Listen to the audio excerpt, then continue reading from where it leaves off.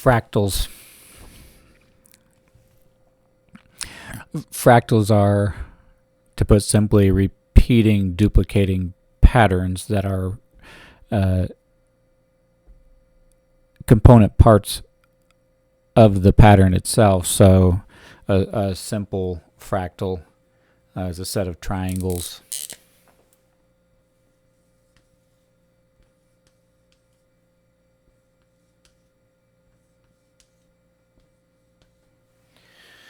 So you can see there's the one big fractal, and then this big triangle with an upside down triangle is the same as what's here. But this is a component part of the whole, and it actually goes out. So this is actually part of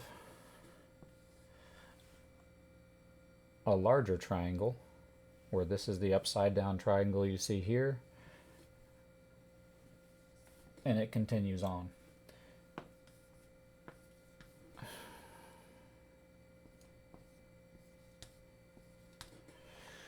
And it goes out and in infinitely in the same pattern.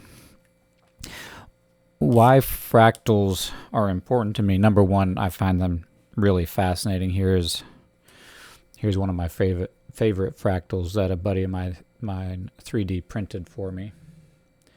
So it is a cube with a hole cut out of every side. But when you fractal and zoom in, it's cut in half. You can see each of these is its own little one of the ones I just showed you at a smaller scale, and is part of a cube that is similar. So each of the component parts is exactly the same. Why fractals in a system, in a productivity and development system? Why is that important? Well, number one, I just like fractals. I find them deeply fascinating and almost magical, and I see them all over the place. And they are all over the place. You can Google fractals in nature, and they produce interesting, unexpected things. Like, for example, when you take this square fractal and cut it at a 45-degree angle, there's a bunch of stars there that are kind of hidden until you cut it in half. And I find fractals in a system produce unexpected results. So it started for me over the years. I'm just always thinking of how to solve problems. I'm a visionary, I'm not a glass half full or glass half empty in terms of visionary. I'm 200 glasses all overflowing kind of guy, but in reality I see the glass half full. I see all the things that are absent from my vision that I imagine can be there. So it's not kind of pessimism. I just always have stuff to work on. I'm never really satisfied, which can be its own set of problems, but there's always more I can work on. There's always ways to improve, and that's where my excitement lies, is in trying to solve that. And so over the years, I've slowly developed some systems that work.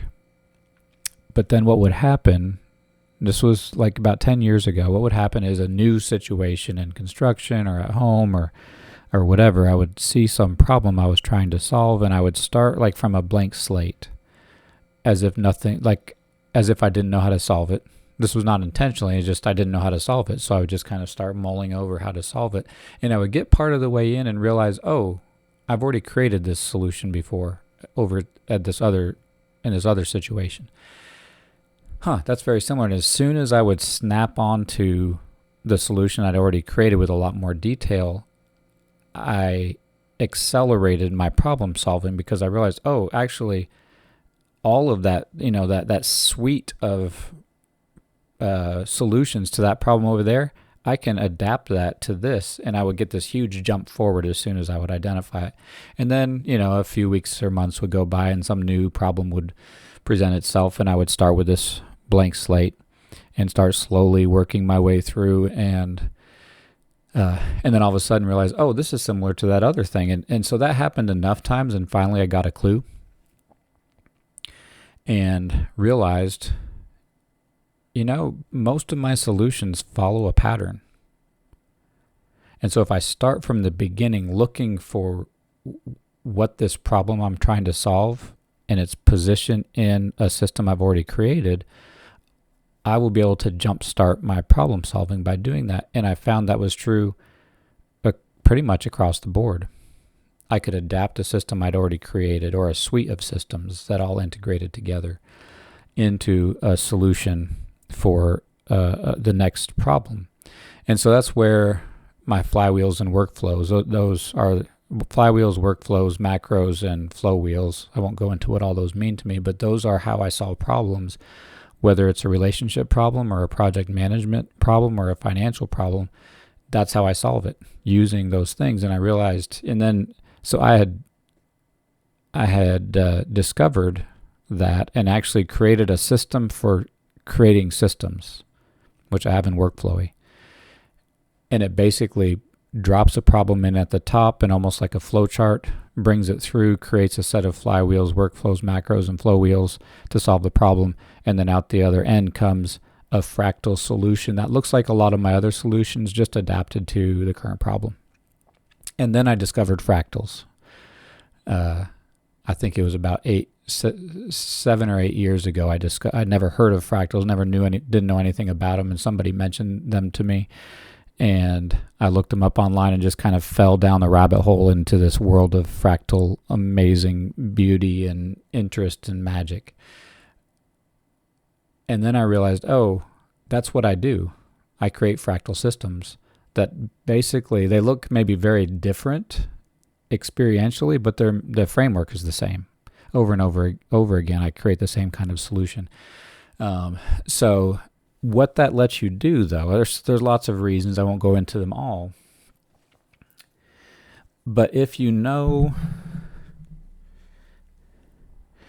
created a system and you've used it for years and you're very familiar, it's like an old shoe or an old glove. It fits really well. You're comfortable. You know its ins and outs. You know how it works. You know how it feels. You know where the problems are and how to overcome them. And each of the component parts of the system, you're familiar with how they all interact with each other. And if you're geographically at this part of the system, you know what that looks and feels like. You know how to respond to a problem there because you've already solved problems there.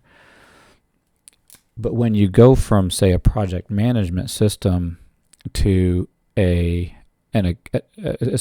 system that's solved a project management problem, and then you are trying to create a system for accounting in your business, and you realize, oh, I need a set of flywheels, flow wheels, macros, and workflows, and you create a system.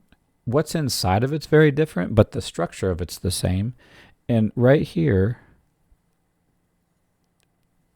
it looks and feels the same way. You know where the problems lie. You know where the bottlenecks are in the system. And so even though it's new territory and the content is new, you're very familiar with the problems inherent in it. And of course, there's going to be different problems with different situations. But it gives you this huge boost of productivity in developing the processes when you know the ins and outs of the kinds of systems you've created. So that was years ago. I kind of came to that conclusion almost as this is kind of what happens in retrospect. And then I started to see maybe there's a way of proactively creating fractal solutions in a whole suite of solutions across a range of issues in personal and business life that are all fractal versions, zooming in and out with more or less, a larger or smaller scale. And